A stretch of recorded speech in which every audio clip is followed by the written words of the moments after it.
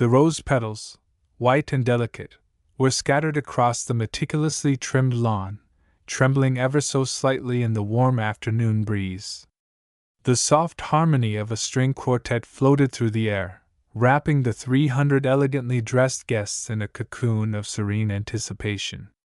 Then, without warning, the deep, rhythmic chop of helicopter blades shattered the calm like glass. Heads turned.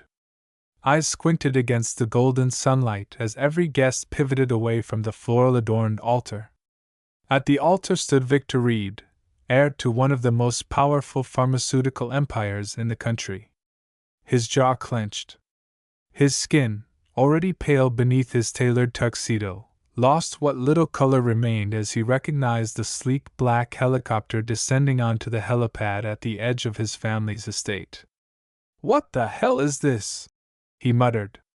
His bride-to-be, Sophia, clutched his hand tighter, her diamond bracelet digging into his wrist like a vice. But Victor didn't respond. He couldn't. His breath caught in his throat as the helicopter door swung open, and a woman stepped out. She was dressed in a flawless white power suit. Her caramel-colored hair whipped in the wind stirred by the slowing blades. Behind her, two small figures appeared, a boy and a girl, no older than 6. Each held one of her hands. They walked with purpose, heading straight toward the wedding ceremony. Gasps rippled through the crowd. Victor's mother clutched her pearls. "Oh my God!" she whispered. It wasn't just the woman they recognized, it was the children. They had Victor's eyes.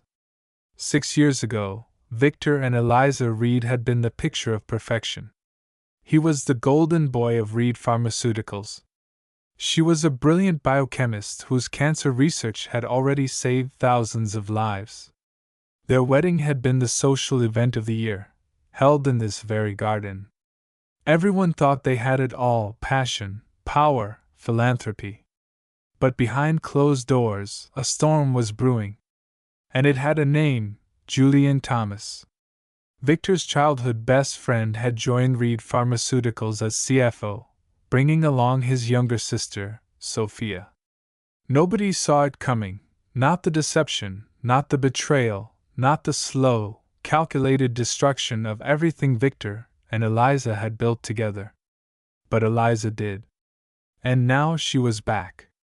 Not to beg. Not to break down. But to blow the doors off everything. The Reed estate sparkled that night, bathed in the glow of chandeliers and fairy lights. Waitstaff in crisp uniforms floated between guests at the annual charity gala, their movements seamless. Victor stood near the edge of the grand ballroom, eyes fixed on one woman. Eliza, in an emerald green gown that turned heads as easily as her intellect, was laughing with the Minister of Health. Her presence drew attention like gravity itself. 6 years of marriage had only deepened Victor's admiration for her. She wasn't just his wife, she was his partner in everything: science, philanthropy, life. "Damn, she's extraordinary," said a voice beside him. Julian, Victor's lifelong friend, handed him a glass of whiskey. "You really hit the jackpot, man." Victor accepted the drink with a smile. "Trust me, I know. Her latest cancer trial data has the board in awe. The efficacy rate is unreal." Julian nodded, but his eyes never left Eliza. "Brains and beauty. Hard to come by." Victor chuckled. "We've been trying to get pregnant. Eliza's tracking everything. She says this month is perfect timing." Julian's smile faltered for a second. Almost imperceptibly. "Fatherhood, huh?" he said. "That changes everything." That night, hours after the gala ended, Eliza stepped out of the bathroom wrapped in a silk robe. Victor was sitting on the edge of their bed, her phone in his hand. His face twisted in a way she had never seen before: rage, confusion, devastation. "Victor?" she said, stunned. "What are you doing with my phone?" His voice was dangerously quiet. "Who the hell is Michael?" She blinked. Michael? I don't know a Michael. Don't lie to me, he shouted, hurling the phone onto the bed between them. Eliza picked it up, her hands trembling. Message after message. Explicit. Intimate. 3 months' worth of fake texts, allegedly from her.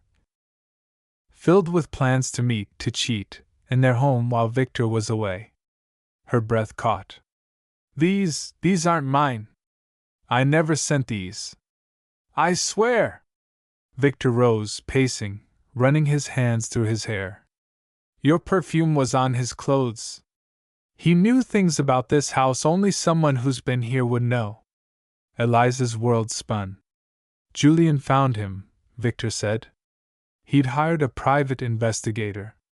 Everything had been confirmed. Eliza's voice cracked. Victor, it's a setup. Someone faked these messages. I'd never. The bedroom door swung open. Julian. No need to argue, he said coolly. Security found these in her car. He tossed the bag onto the bed, a man's watch and a keycard to a hotel room. Eliza recoiled. I've never seen those in my life. She reached for Victor. He backed away, as if her touch burned. Get out, he whispered. Then louder. Get the hell out of my house. Please, she begged, sobbing now. I'm your wife. I love you. But it was too late. Security waited in the hall. Julian gave a nod. They stepped in. No more, Victor said. I want the divorce paperwork drawn up. Tonight. Already taken care of, Julian replied, avoiding Eliza's shattered gaze. The next minutes were a blur of horror. Security escorted her from the estate, throwing her suitcase into the trunk of her car like trash. Victor watched from the balcony, his face stone. Julian stood beside him, offering false comfort. As Eliza pulled away, drenched in cold rain and tears, her phone buzzed. Access to company email, revoked. Building security clearance, disabled. Preliminary divorce filing, received. 5 miles from the estate, she parked at an all-night pharmacy. Her body trembling under the fluorescent lights, nausea rose in her throat. Stress, she thought. Grief. But deep down she knew. She bought a pregnancy test with shaking hands. 3 minutes later, standing in a sterile bathroom stall, 2 pink lines stared back at her. She was pregnant. With Victor's child. Alone. Homeless. And cast out like a criminal. And she wasn't carrying just one life. A surprise was coming. Twins. The next morning, Eliza sat alone in her car outside a 24-hour pharmacy. The rain had turned to mist, clinging to the windshield like sweat on glass.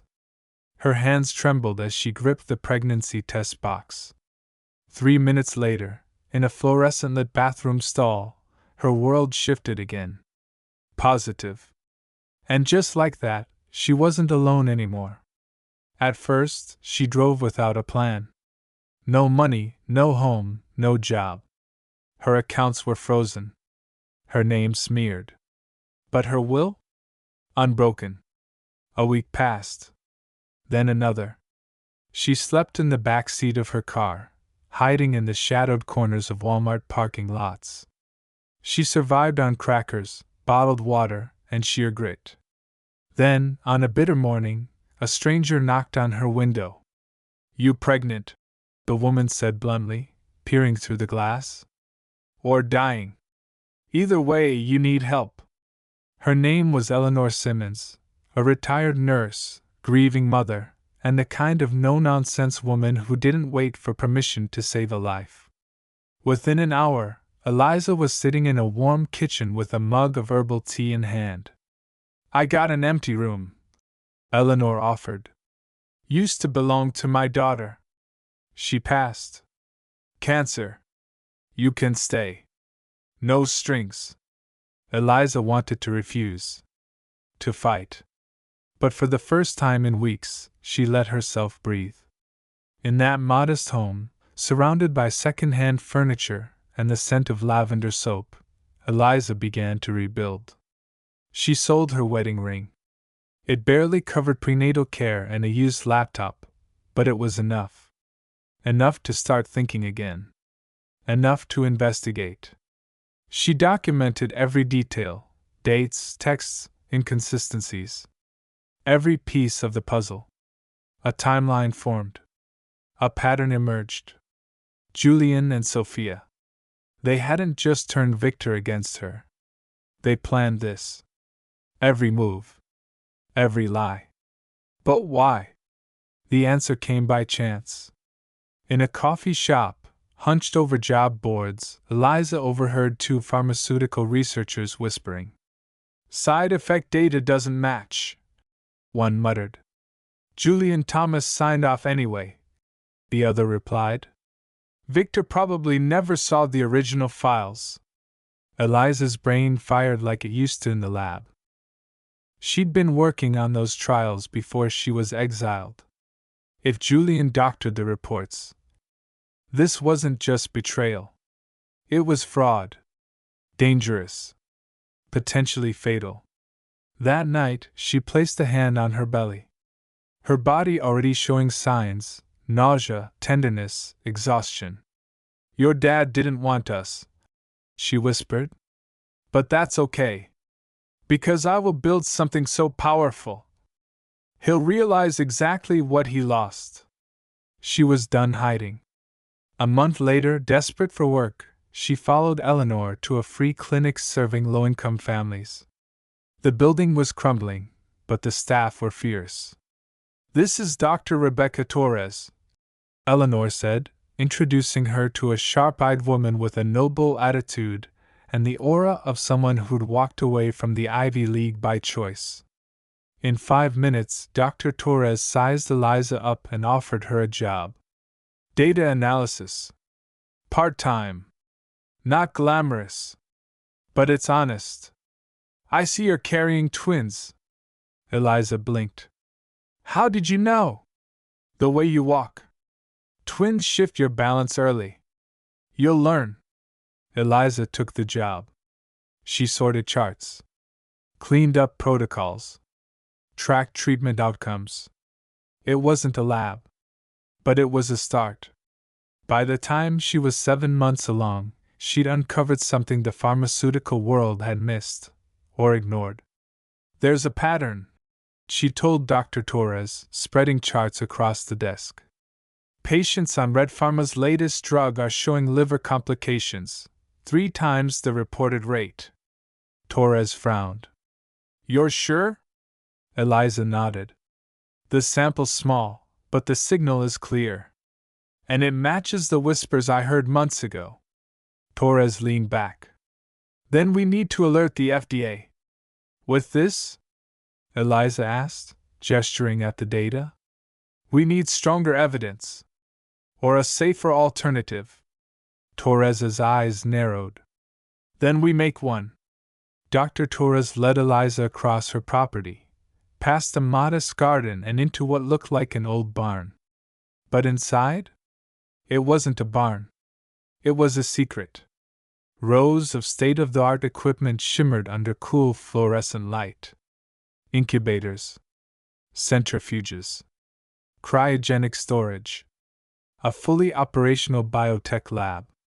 My late husband left me well off, Dr. Torres explained. Instead of yachts and vacation homes, I'd built this. For research the big companies won't touch, rare diseases, low-cost alternatives, ethics-first medicine. Eliza was stunned. This is better equipped than most universities. No shareholders, Torres said with a knowing smile. No suits breathing down my neck. Just science. Pure and simple. Then she looked at Eliza, her voice firm. Your cancer protocol was revolutionary. What would you do if you could finish what you started, on your terms? Something ignited in Eliza. The part of her that hadn't just survived betrayal, but refused to die with it. 2 weeks later, Leo and Luna Reed were born. Healthy, beautiful, blissfully unaware of the chaos surrounding their arrival. There were no press releases. No proud father in the hallway. Just Eleanor wiping her tears as she held them, and Dr. Torres, who delivered them herself. "They have his eyes," Eleanor whispered. "Yes," Eliza replied, studying her son's serious face and her daughter's curious expression. "But hopefully not his judgment." She gave herself 2 weeks. Then, baby monitor in hand, she returned to the lab.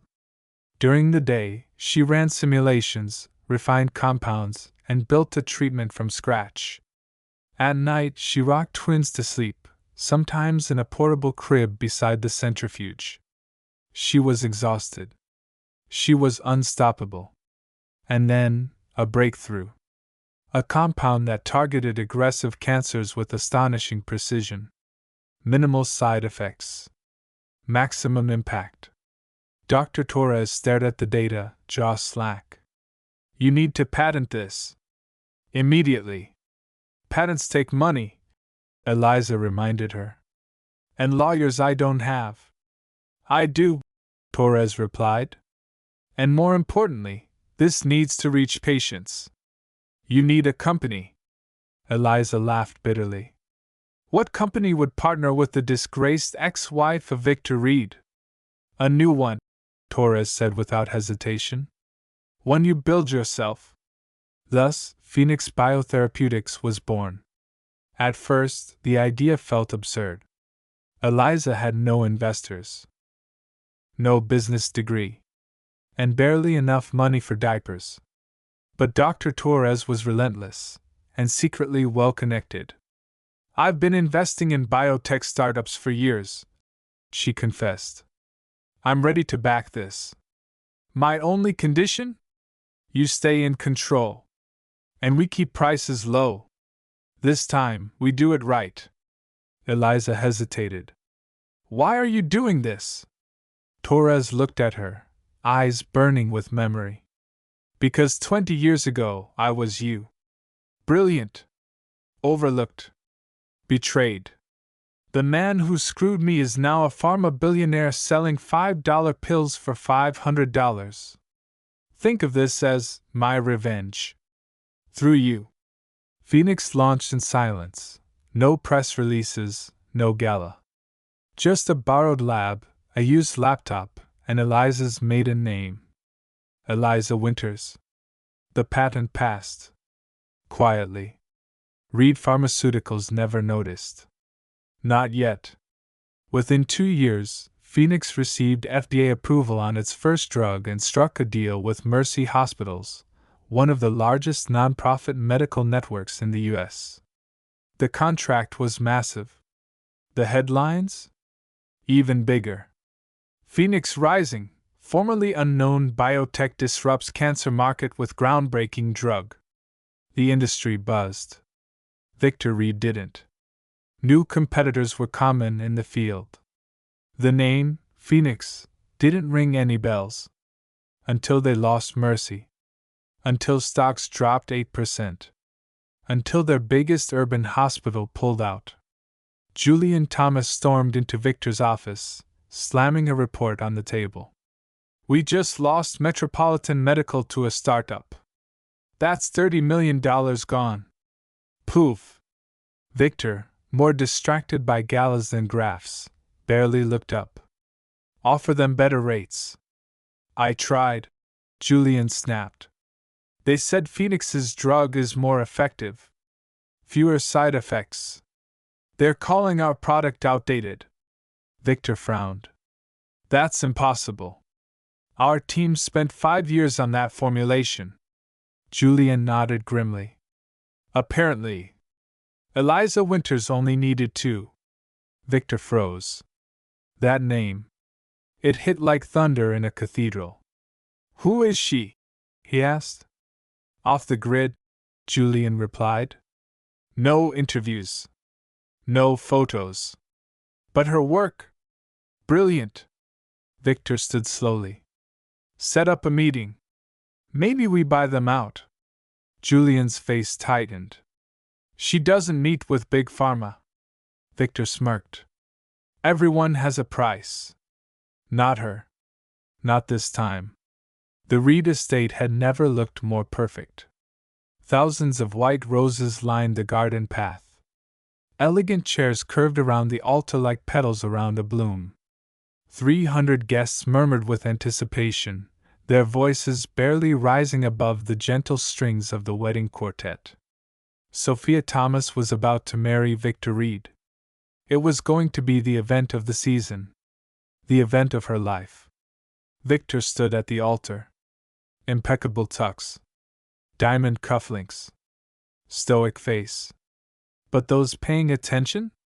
They noticed the hollowness in his eyes. His parents, seated in the front row, exchanged uneasy glances. They had never truly embraced Sophia, though they kept their opinions buried.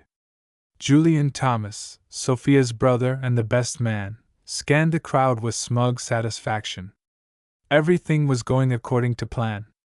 Except fate had a different one. As the music swelled and Sophia took her first step down the aisle in her couture gown, a low, mechanical growl echoed overhead. A helicopter. At first, guests assumed it was part of the celebration, an over-the-top surprise from the groom. But Victor's face said otherwise. His expression shifted from confusion to dread. No, he murmured. The sleek black helicopter descended onto the helipad behind the estate. Security hesitated. No one had told them to expect this. No one knew what to do.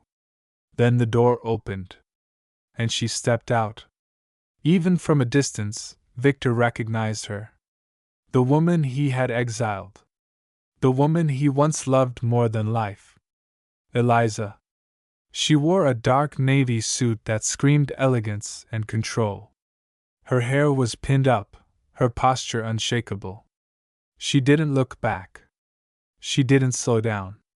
Behind her came two children, one boy, one girl. They held her hands.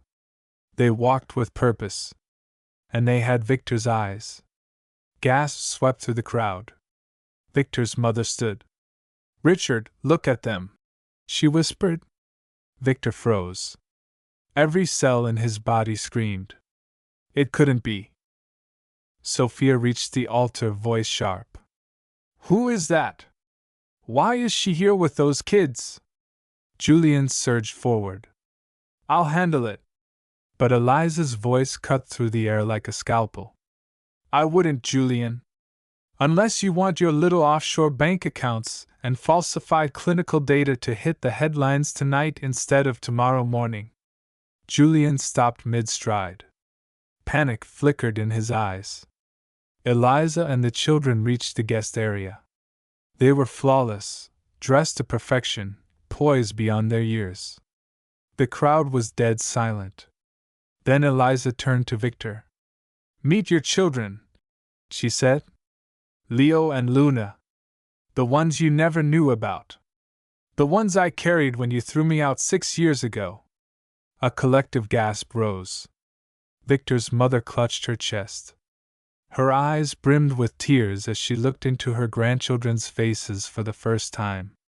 Sophia snapped. "This is a lie. Victor, say something. Tell them she's lying." But Victor couldn't speak. He was staring at the boy, the serious gaze, the furrowed brow. And the girl, the confident stance, identical to his from old family photos. "The DNA tests have already been submitted to the family court," Eliza continued, "along with evidence of how Julian and Sophia fabricated messages to frame me for an affair." Julian panicked. "Security! Remove her now!" Before anyone could move, a second voice rang out. "I wouldn't do that either," said Dr. Rebecca Torres, stepping forward from the crowd. "If Reed Pharmaceuticals doesn't want the FDA to receive our full report on falsified side effect data by tonight, I suggest everyone stay exactly where they are." Murmurs erupted. Guests began pulling out phones. It was a scandal unfolding live. Victor's parents stepped forward. His mother knelt in front of the twins, voice trembling. "Hi," she said softly. I think I'm your grandmother." Luna studied her thoughtfully. "You look like someone in our memory box." Victor's mother sobbed and reached for her hand. Luna didn't flinch. Victor found his voice. "Eliza, I was 7 weeks pregnant when you kicked me out," she said calmly. "I tried to tell you. Your guards turned me away. I left messages. You never replied?" He looked at Julian. "I never got those messages. Did I?" Julian went pale. "She's manipulating." "Shut up," Victor said for the first time in years. Eliza didn't stop. "You picked the exact date of our divorce to host your wedding," she added, eyes flicking to Sophia. "How poetic. Too bad I'm still legally your wife.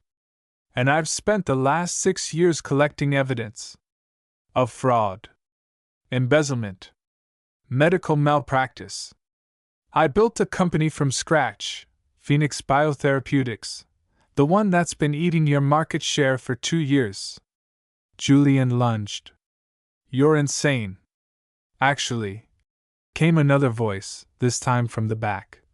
"You're under arrest." 2 men in dark suits stepped forward, flashing FBI badges. "Julian Thomas. Sophia Thomas. We have a few questions about financial misconduct, including $80 million in redirected funds and falsified medical trials." As agents moved in, chaos erupted. Guests scattered. Paparazzi swarmed. Security was powerless. Victor stood still, like the ground had just vanished beneath him. Eliza looked at him one last time. "Your children deserve to know their father," she said. "Your parents deserve to know their grandchildren. But you need to decide who you want to be now that the lie is over." And then she turned to the twins. "Let's go." But before they could move, Victor stepped forward and knelt. He looked into Leo's cautious eyes and Luna's curious stare. "Hi," he said softly. "I'm your dad." Luna tilted her head. "You look like your pictures. But in the pictures you smile more." Victor's eyes filled with tears. "I didn't know. I swear. But I want to now. If you'll let me." Eliza paused, watching him. Then nodded. The wedding was over. Or rather, obliterated. The headlines exploded within hours. "Runaway groom faces corporate meltdown as ex-wife exposes family secrets at wedding." Phoenix Biotherapeutics founder revealed to be Eliza Reed, and she's not done yet. Victor Reed didn't sleep that night. Instead, he sat in the penthouse of Phoenix Biotherapeutics. Eliza's world. Their children sleeping in the next room. Leo had fallen asleep clinging to a book about rocks. Luna had whispered, "Will you be here for breakfast?" before drifting off. Victor had promised. He wasn't leaving. Not again. In the morning, Eliza was already in the kitchen, hair pulled into a loose bun, pouring cereal with one hand and answering a legal email with the other. "Coffee?" she asked without looking. Victor nodded. "Please."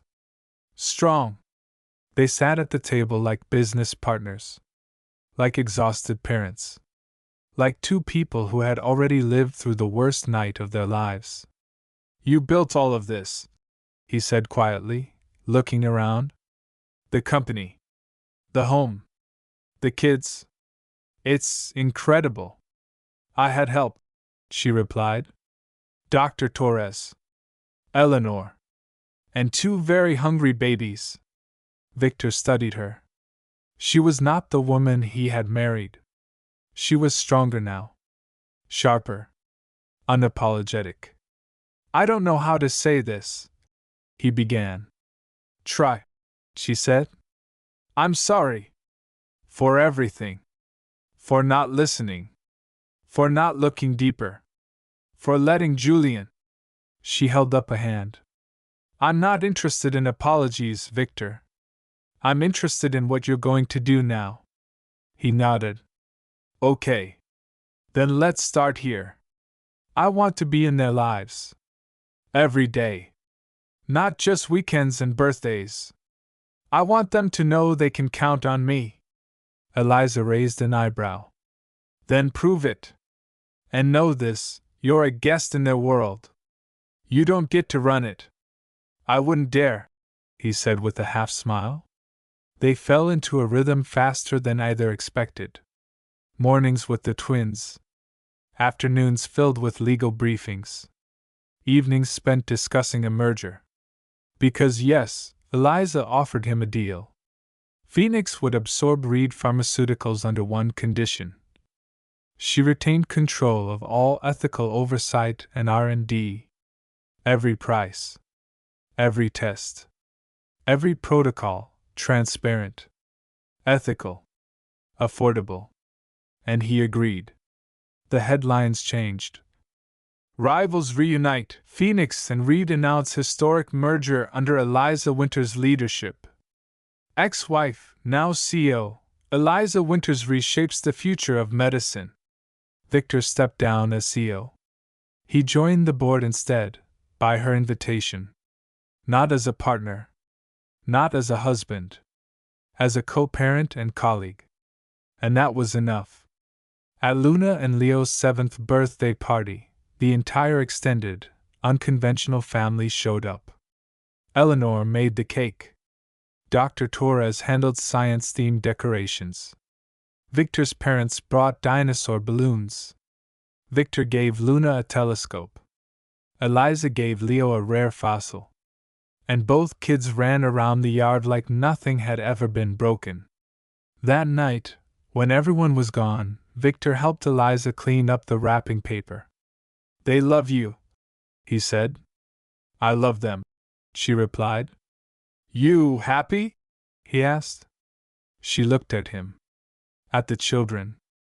At the life she had rebuilt from ash and ruin. Yes, she said. Not the way I once imagined. But maybe better. A year had passed since the wedding that never was. And the world had changed. Phoenix Biotherapeutics and Reed Pharmaceuticals, now merged into Phoenix Reed Global, were leading a revolution in medicine. Prices dropped. Transparency soared. Patient outcomes improved. New trials were launched with integrity and precision. At the helm? Eliza Winters, CEO. Victor? Chairman of the board.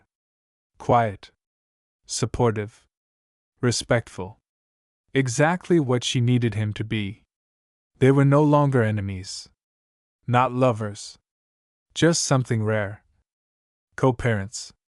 Co-builders. Co-guardians of a better future. Leo had switched his obsession from fossils to robotics. Luna had entered a science fair with a project on space medicine, and won. Eleanor, now affectionately known as Grandma Ellie, taught them to cook.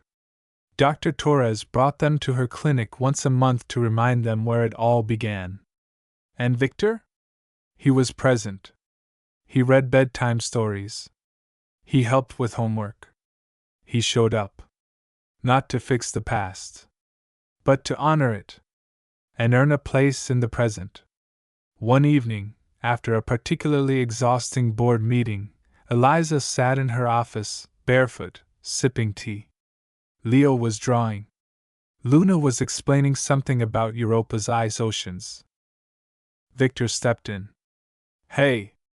Thought you'd want to know. The FDA approved the trial expansion. Eliza smiled. Good. That'll save lives. You did this, he said. No, she corrected. We all did. But yeah. I lit the match. He hesitated. I was thinking about everything. How far you've come. How far they'll go. She looked at him. I still don't deserve your forgiveness, he said. Maybe not. she replied. But you've earned something better: their trust. And that's enough. They stood in silence for a moment, watching the twins play. The air between them filled not with longing, but with peace. Later that week, Eliza took the stage at a global health summit in Geneva. The hall was packed, the lights hot, the cameras rolling. She wore a deep red dress. Not to impress. To signal that this time, she wasn't fading into the background. My name is Eliza Winters, she began, voice steady. 6 years ago, I was called a liar, a traitor, a thief. I was erased. And in the silence that followed, I built something better. She paused. I didn't come back to burn the house down. I came back to build one stronger. One with doors wide open. The room erupted in applause. Not just for her success, but for her integrity. As the summit ended, Victor watched from the side of the stage, pride written across his face. And their children? Leo and Luna were in the front row, clapping louder than anyone else. Final scene, 1 year later. A photograph sits on Eliza's desk. It's from Leo and Luna's 8th birthday. Everyone's there: Eliza, Victor, the kids, Eleanor, Dr. Torres. Even David, the quiet pediatric surgeon who had slowly become a constant in their lives. A friend. Maybe something more. They're all smiling. Real smiles. Earned smiles. The kind that only come after hell and healing. If this story moved you, don't forget to like the video and subscribe to our channel for more powerful stories like this one. Thank you for watching.